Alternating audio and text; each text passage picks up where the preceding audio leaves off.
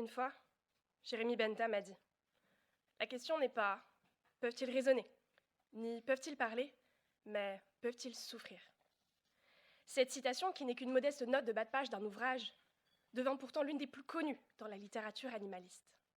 Et pour cause.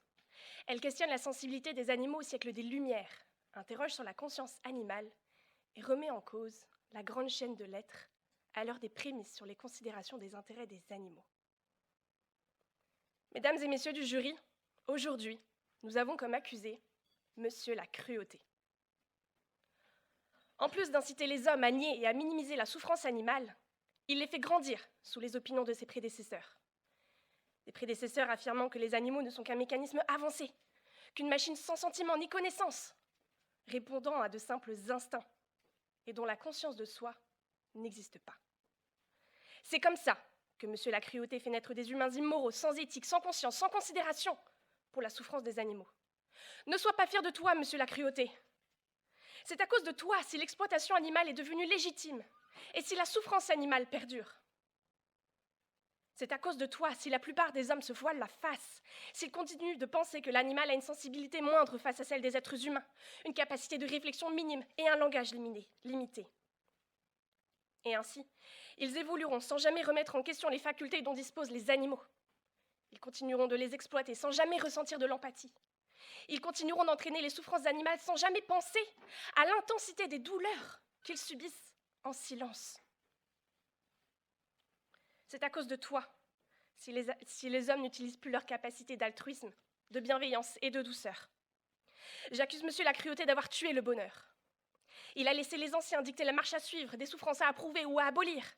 Mais le monde a besoin d'évoluer grâce aux protecteurs des droits des animaux. Nous avons besoin de plus de personnes qui soient là pour penser, pour convaincre et pour innover, afin de faire évoluer la condition animale, pour permettre aux animaux de connaître le bonheur, de goûter à la liberté, à la sécurité. Rappelons qu'aujourd'hui en France, chaque année, plusieurs milliards d'animaux sont utilisés pour leur chair, leur peau, leur pelage ou leur plumage, pour l'expérimentation scientifique, l'enseignement, le divertissement, ou encore pour leur compagnie. Les humains interagissent et partagent un même espace avec des millions d'animaux sauvages. Pourtant, leur intérêt propre est rarement pris en compte. Leur statut juridique demeure insuffisamment protecteur et certaines espèces ne sont couvertes par aucune réglementation spécifique. Quant à la réglementation existante, même quand elle est appliquée, elle autorise encore des pratiques sources de souffrance pour les animaux. Monsieur la cruauté, c'est à cause de toi si les animaux d'élevage sont pour la plupart confinés tout au long de leur vie dans des cages ou des bâtiments fermés, dans des conditions non conformes à leurs besoins physiques, psychologiques et comportementaux. C'est à cause de toi si près de 2 millions d'animaux sont réduits à l'état d'objets d'expérimentation. Corridas, combats de coqs, numéros de cirque et exhibitions zoologiques perdurent au nom de la tradition, en dépit de leur violence. Même les animaux dits de compagnie ne sont pas épargnés. Maltraitance banalisée, actes de cruauté, reproduction intensive, abandon. Les animaux sauvages pâtissent, quant à eux, de l'impact des activités humaines sur leur milieu, tandis que la pêche et la chasse continuent d'être pratiquées comme loisirs. Aujourd'hui, pour autant que la sensibilité animale ne puisse plus être niée, ils continuent d'être exploités chaque année, leur utilité étant un argument l'emportant largement sur leur capacité à souffrir. Aujourd'hui encore, ils comptent comme les principales victimes de nos industries et de nos institutions. Monsieur la cruauté est à l'origine d'un macabre massacre. Alors que vous écoutez ma voix, ce sont en effet 5 chevaux, 22 chiens, 400 veaux et vaches, 700 moutons, 930 dindes, 1700 cochons, 3000 canards et 60 000 poulets qui viennent à l'instant d'être abattus pour la consommation humaine dans le monde. Et durant cette même minute, l'océan n'arrête pas de se vider, avec plus de 120 000 animaux marins qui viennent, à l'instant encore, de périr dans les filets de pêche. Bluffant, n'est-ce pas? Mais ce n'est pas fini.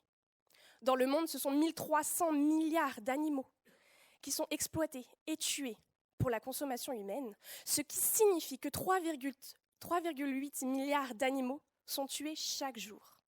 En parallèle, la Terre accueille 7,8 milliards d'êtres humains. Non, ce n'est pas une blague. Non, les chiffres n'ont pas été grossis pour vous impressionner. Il n'y a nul besoin de vous impressionner lorsque la cruauté dépasse déjà les limites de l'imagination. Depuis près d'un siècle, chercheurs et scientifiques tentent d'alerter sur l'état désastreux du monde, mais ça ne suffit pas. Alors que les animaux disparaissent, la société continue de tourner à plein régime, ignorant les conséquences de son système. Monsieur la cruauté s'en réjouit. Les animaux victimes de l'exploitation humaine ne sont pas considérés à leur juste valeur et leur désespoir sombre dans les abysses. En France, aucune espèce n'est épargnée. Toutes subissent l'indifférence et l'agressivité des hommes. Réduits à l'état de choses et de machines, les animaux demeurent objets de transactions commerciales et soumis à l'exécution forcée de multiples tâches. Leur sensibilité est difficilement reconnue, de même que leur capacité à raisonner. Alors, sous prétexte de leur inconscience, ils sont torturés dans de misérables conditions, au seul nom d'une économie. La souffrance de ces animaux fantômes est rejetée, incomprise, invisible. Monsieur la cruauté jubile. Si les pensées rationnelles tardent à émerger, la justice n'agit pas, ne réagit pas. La biodiversité continue de s'écrouler, emportant avec elle un nombre incalculable d'animaux dont la vie a été bafouée, annihilée. Pourtant, à la fin du XXe siècle, les consciences s'éveillent, les voix contestent, mais s'écrasent face aux groupes de pression. Monsieur la cruauté s'en amuse. Sous l'influence considérable des lobbies, la justice se tait. Dans un monde corrompu, où l'argent aveugle la morale, les associations œuvrent à révéler la brutalité, font tomber la vérité, à l'heure où Internet relaie une réalité jusqu'alors étrangère. Face à tant d'horreurs, des premiers mouvements de contestation se forment et le monde s'informe.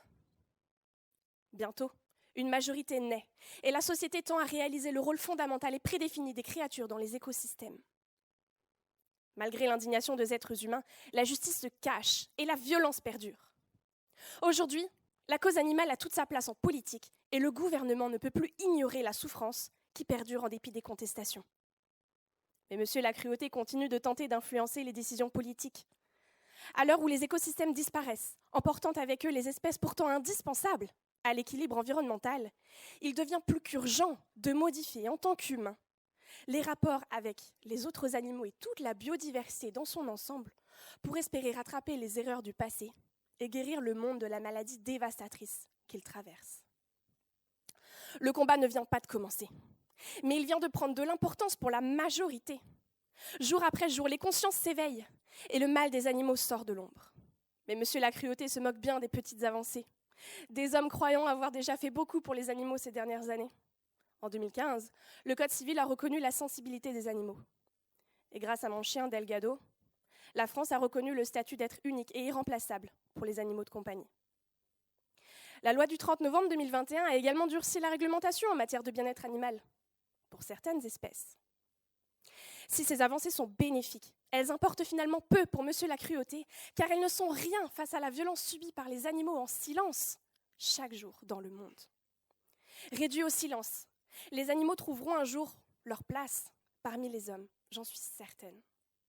Le jour viendra où les hommes regarderont la souffrance animale comme ils regardent aujourd'hui l'esclavage. Et la justice ne pourra plus reculer devant tant de lucidité. L'exploitation animale sera un jour un passé lointain, dont les souvenirs reposeront dans les mémoires des aînés.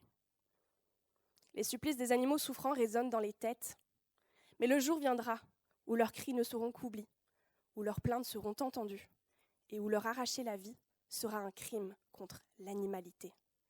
Le jour viendra où l'âme animale s'apaisera. L'espoir est permis. Le jour viendra où tout basculera et où monsieur la cruauté ne pourra plus faire un pas. Il me tarde que ce jour arrive.